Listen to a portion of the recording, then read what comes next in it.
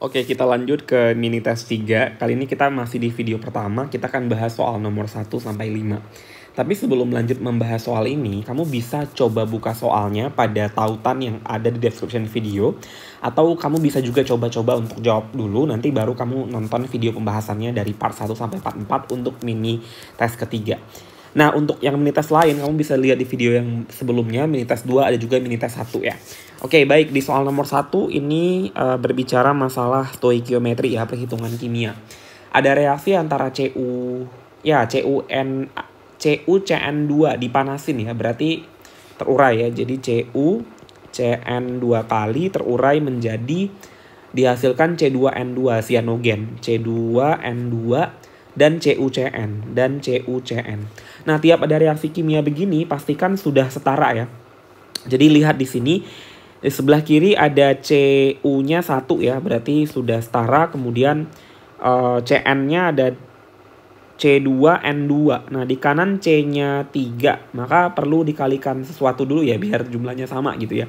Kalau ini kita kali 2 berarti Cn-nya sudah 4 di kiri ya. Di kanan C-nya 4, N-nya juga 4. Maka di sini tinggal kita kalikan 2 agar Cu-nya juga jadi 2. Oke? Nah, ini udah setara berarti reaksinya sekarang sudah setara ya. Nah, maka di sini perhatikan pertanyaannya berapa massa CuCN2 yang dibutuhkan untuk menghasilkan. Nah, jadi yang ditanya adalah massa yang ini CuCN2. Sedangkan yang dihasilkan C2N2 sebanyak 5 gram. Sebanyak 5 gram, di mana diketahui MR masing-masing ini. Nah, kalau seperti ini mudah sekali ya teman-teman, cukup mencari mol salah satunya gitu. Jadi, pertama yang diketahui di sini adalah massa dari C2N2. Maka kita langsung bisa mencari mol dari C2N2, yaitu massa dibagi sama MR-nya ya, massanya adalah 5 gram kebetulan. Kemudian MR-nya di soal diketahui 52,04 gram per mol. Nah, maka di sini nanti molnya bisa kamu coret. Molnya dicoret. Gramnya dicoret, tinggal mol min 1 dinaikkan ke atas jadi mol ya. Maka sesuai dengan yang ditanya sama soal. Ini hasilnya adalah 0,09 608 mol. Jadi mungkin bisa kamu genapin aja jadi 0,096 aja ya mol. Gitu. Nah, kemudian kamu cari sekarang dengan perbandingan koefisien. Jadi di sini kita bisa lihat bahwa C2N2 itu 1 mol karena koefisiennya 1. Sedangkan CuCN2 itu 2 mol karena koefisiennya 2. Jadi kalau misalnya kalau misalnya kita punya 1 mol ya, 1 mol C2N2 itu sebanding sama kita punya 2 mol CuCN2 kali gitu. Itu ya yang bisa kita buat. Atau kita bisa juga buat konversinya begini. 2 mol CuCN2 kali setara dengan 1 mol C2N2. Nah, sekarang kita mau cari mol CuCN2 kali kan. Maka konversi CuCN2 kalinya harus di atas. Jadi kita gunakan yang persamaan ini, bukan yang pertama. Jadi tinggal kita kalikan sama mol C2N2 yang diketahui. Jadi molnya berapa? 0,096 mol C2N2. Nah, ini kita tinggal coret mol C2N2-nya. Ini kita bisa coret sama ini. Kemudian tinggal dikali 2. Jadi hasilnya adalah berapa? Hasilnya adalah 0,1916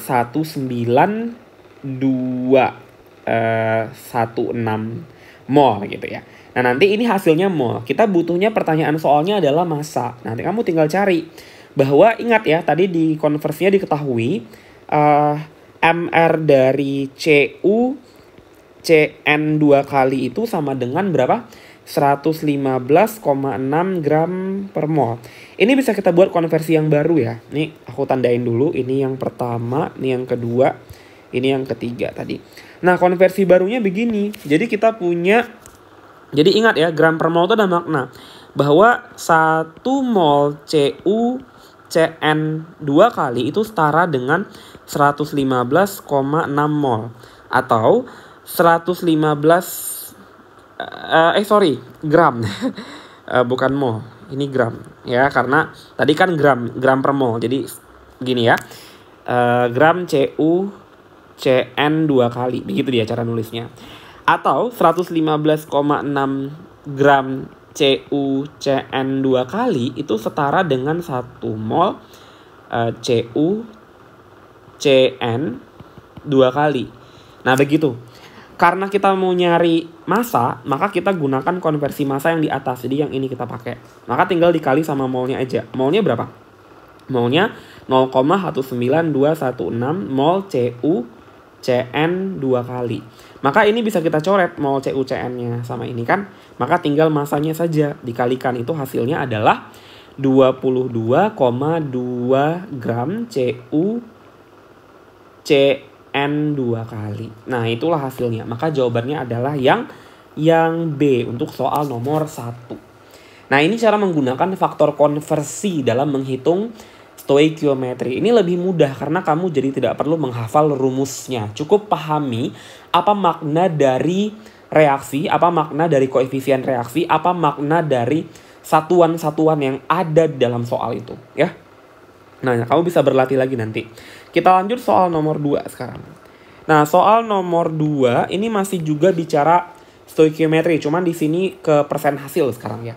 Nah, reaksinya adalah kita punya reaksi 3NO2 ditambah sama H2O. Hasilnya adalah 2HNO3 ditambah sama NO. Nah, katanya di soal ini ada persen hasil 75%. Berarti persen hasil ya hasil yang dihasilkan gitu ya. Jadi diketahui persen hasilnya adalah 75%. Kemudian jika di reaksi ini dikonsumsi 45 gram NO2, artinya NO2-nya terpakai. Jadi ada massa dari NO2-nya adalah 45 gram gitu ya.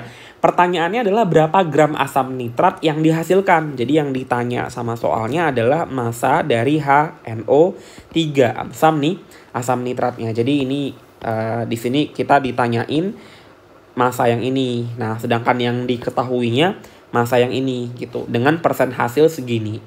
Oke. Nanti persen hasil ini menjurus ke jumlah dari HNO3 yang dihasilkan. Jadi nanti jumlahnya berapapun itu 75%-nya gitu. Nah, kita bisa coba cari ya sekarang. Nah, perhatikan di sini bahwa NO2. Nah, NO2 diketahui masanya 45 gram. Jadi ingat dulu bahwa MR, jadi ingat bahwa MR dari NO2 itu adalah ARN ditambah sama 2 ARO kan. ARN itu adalah 14 ditambah 2 kali 16. Berarti berapa? 14 tambah 32 berapa tuh? 46 ya.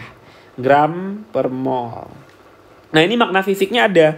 Jadi kalau kita punya 46 gram NO2 itu setara dengan kita punya 1 mol NO2. Atau bisa juga dibuat konversinya 1 mol NO2 itu setara dengan 46 gram NO2. Nah, sekarang kita mau nyari apa? Mau nyari mol ya. Bentar, kenapa nyari mol gitu ya? Ini mungkin pertanyaannya muncul. Jadi di sini kan diketahui massa NO2, ditanyain massa. Nah, kalau pertanyaan massa pasti nanti ujung-ujungnya dari mol juga. Jadi kita paksain nyari mol dulu ya. Jadi mol NO2-nya yang dipakai berapa gitu dengan 45 gram tadi. Nah, jadi di sini karena kita mau nyari mol, maka kita gunakan konversi yang kedua. Jadi tinggal kita kalikan sama 45 gram NO2. Kita bisa coret konversi ini gram-gramnya. Maka tinggal 45 dibagi 46. Hasilnya adalah 0,978 mol NO2. Nah, karena di soal ini reaksinya udah ada koefisien, maka ini reaksinya seharusnya sudah setara. Tapi kalau kamu belum yakin, boleh kamu cek lagi ya gitu ya. Tapi tipsnya adalah kalau udah ada koefisien tuh harusnya udah setara gitu. Nah, kemudian kita sekarang cari berapa mol HNO3 karena kita mau tahu berapa yang dihasilkan untuk massanya nanti. Maka kita bisa cari dengan menggunakan perbandingan koefisien tadi. Jadi di sini lihat Koefisien HNO3 itu kan 2, sedangkan NO2 itu 3. Itu artinya setiap kita punya 2 mol, jadi setiap kita punya 2 mol HNO3 ya. HNO3 itu setara dengan kita punya 3 mol NO2 gitu. Ya, atau sebaliknya. Jadi konversinya bisa dibalik, atau 3 mol NO2 itu setara dengan 2 mol HNO3 untuk reaksi yang di atas. Nah, karena kita mau nyari mol HNO3, maka kita gunakan persamaan yang pertama. Kita pakai yang ini konversinya. Karena kita mau nyari mol HNO3, jadi harus di atas. Maka konversinya saya pakai yang ini ya. Maka 2 mol ya, 2 mol HNO3 itu setara dengan 3 mol NO2 dikali sama mol NO2 yang di reaksi tadi yang ini. Nah, jadi yang ini kamu bawa ke sini ke konversi ini, maka jadinya dikali 0,978 mol NO2 begitu. Nah, kamu coret yang tidak perlu, mol NO2 coret ya sama ini. Maka nanti dikalikan dibagi, hasilnya adalah 0,652 mol. Nah, karena di soal dibilang persen hasilnya hanya 75%, maka artinya dari segini yang seharusnya dihasilkan, tapi ternyata yang benar-benar hanya 75%-nya. Maka ya berikutnya kita cari 75/100 dari 0,652 mol HNO3. Nah, berapa berarti? Hanya 0,48915 mol. Nah, kemudian kita cari massa pakai konversi lagi yang tadi. Jadi ingat bahwa HNO3 cari dulu MR-nya. MR HNO3 itu adalah ARH ditambah ARN ditambah 3 kali ARO. Berarti 1 ditambah 14 ditambah 3 kali 16. Maka 1 tambah 14 tambah 48. Itu adalah 63 gram per mol. Kita mau nyari mol, mau cari massa ya. Jadi gunakan konversi yang massanya di atas. Jadi kita pakai konversi yang ini. Konversinya adalah 63 gram HNO3 itu setara dengan 1 mol HNO3. Nah, di soal kita HNO3-nya ada 0,4815 kali 0,48915 mol HNO3. Maka di sini kita coret mol HNO3-nya dikalikan hasilnya adalah 30,8 gram. Maka hasilnya adalah yang B untuk soal nomor 2. Bisa dipahami ya? Ini juga masih menggunakan faktor konversi. Kita lanjut nomor 3. Nah, nomor 3 ini berbicara mengenai molalitas, berarti konsentrasi larutan ya. Nah, jadi ingat, bentar. Di sini nomor 3. Nah, kamu harus bisa bedakan molaritas versus molalitas. Yang pertama bedanya pasti satuan. Yang ini M besar, satuannya ini M kecil gitu ya. Kemudian yang harus dibedakan lagi adalah di sini digunakan volume larutan. Arti volume larutan itu adalah volume dari pelarut ditambah volume dari zat terlarut. Tapi kalau kita bicara molalitas itu hanya menggunakan volume pelarut atau nanti kita pakai massa pelarut. Nah, gimana kalau yang diketahui adalah volume, maka diubah dengan persamaan rho M per V, persamaan massa jenisnya. Nanti kamu bisa cari berapa massa dari rho dikali volume gitu kan. Nah, ini harus diperhatikan ya. Membuat larutannya pun beda gitu. Jadi ingat perbedaannya. Kalau misalnya molaritas, kamu buat larutannya. Jadi kamu nanti anggaplah ini gelas kimia. Sorry, aku langsung pakai ini aja ya. Oh ya boleh deh pakai gelas kimia. Ini anggap beaker. Kemudian kamu mau bikin, anggaplah kamu mau bikin 1 molar sebanyak 1 liter gitu kan. Maka di sini kamu tambahin dulu zat terlarutnya, kemudian tambahin air gitu, tambahin pelarutnya H2O. Ya anggaplah volumenya mungkin sekitaran 250 mili gitu ya. Kurang lebih kamu aduk, kemudian kamu pindahkan. Kamu pindahkan ke apa? Ke labu ukur. Nah, bikinnya kan labu ukur. Kemudian labu ukurnya aku pakai yang labu ukur volumenya 1 liter kan. Kamu pindahin ke sini, kemudian kamu tambahin H2O sampai dengan tanda batas. Nah, itu. Jadi kemudian jadi larutannya. Nah, kalau ini konsepnya kalau dia molaritas. Jadi kamu menimbang zat terlarutnya saja, kemudian kamu larutkan.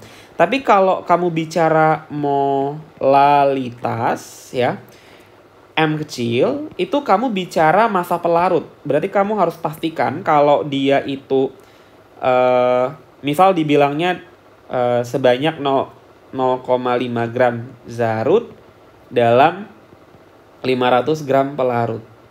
Nah, kamu harus pastikan pelarutnya benar-benar 500 gram. Jadi kamu timbang pelarutnya.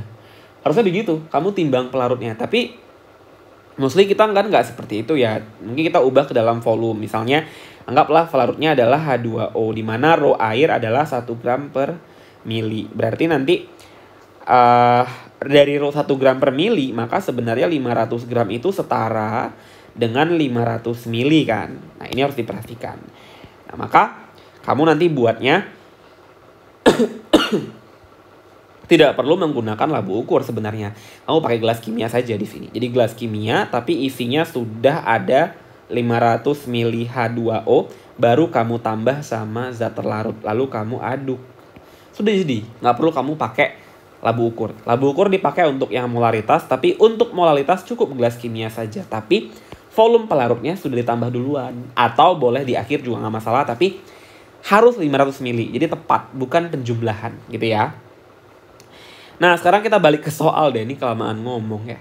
1 pil sakit kepala mengandung 200 mg ibuprofen. Nah, MR sekian, diminum dengan 0,5 liter air oleh siswa. Oke, kemudian ditanya molalitasnya, ya udah berarti kamu cukup langsung cari ya rumus molalitas ya. Jadi kalau rumusnya pun mirip-mirip ya. Jadi sebenarnya kalau molalitas atau M kecil itu M sama dengan gram zat terlarut atau massa zat terlarut dibagi sama MR-nya dikali 1000 per massa pelarut ya.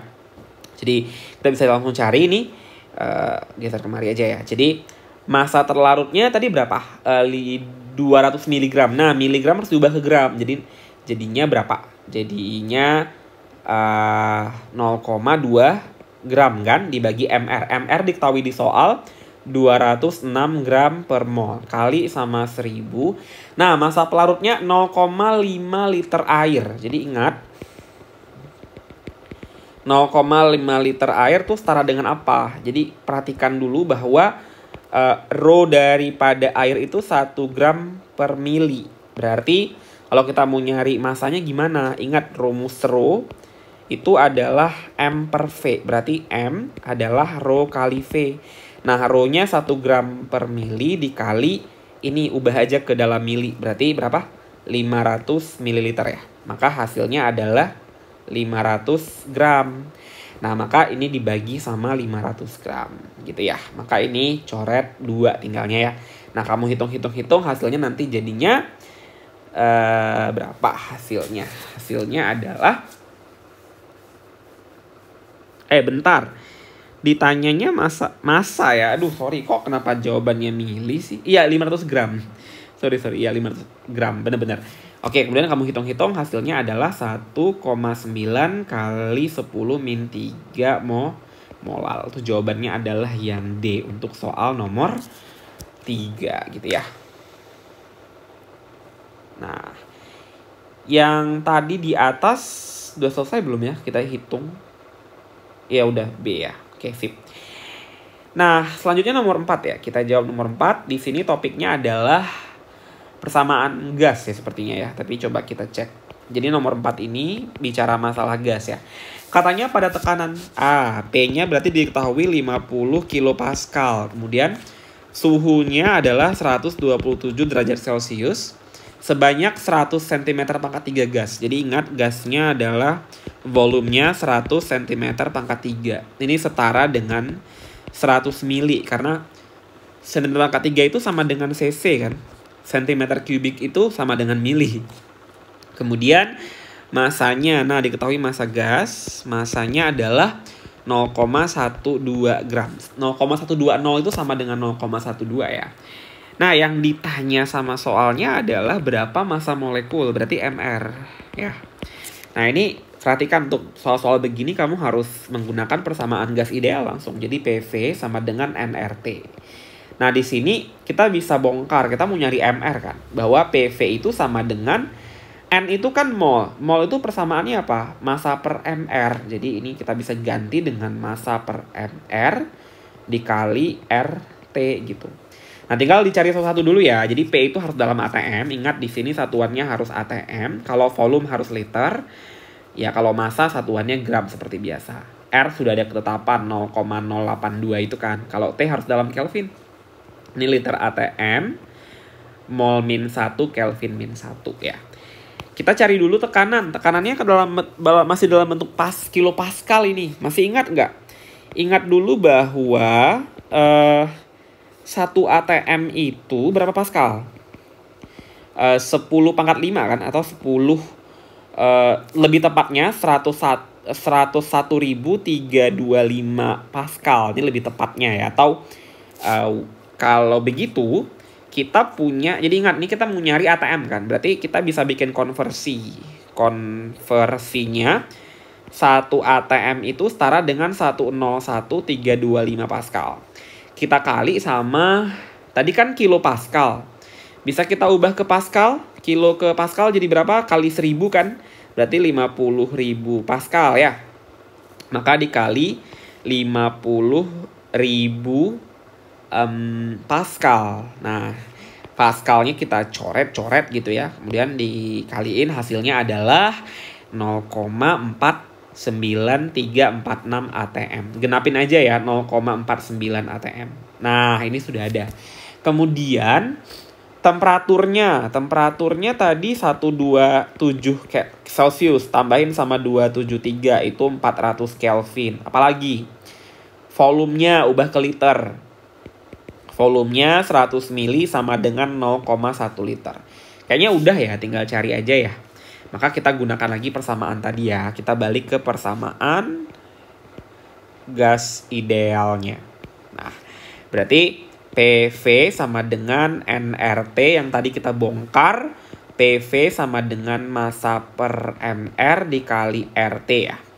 Maka kita kali silang aja deh kemari. Berarti jadinya mR kali PV sama dengan massa kali R kali T. Kalau mR-nya saja berarti M kali R kali T dibagi sama PV gitu ya. Nah, maka masanya berapa di soal diketahui 0,12 gram dikali sama 0,082 liter ATM mol Kelv. Sorry nggak muat nih. Kita pindah ke bawah aja. Satuannya panjang-panjang banget.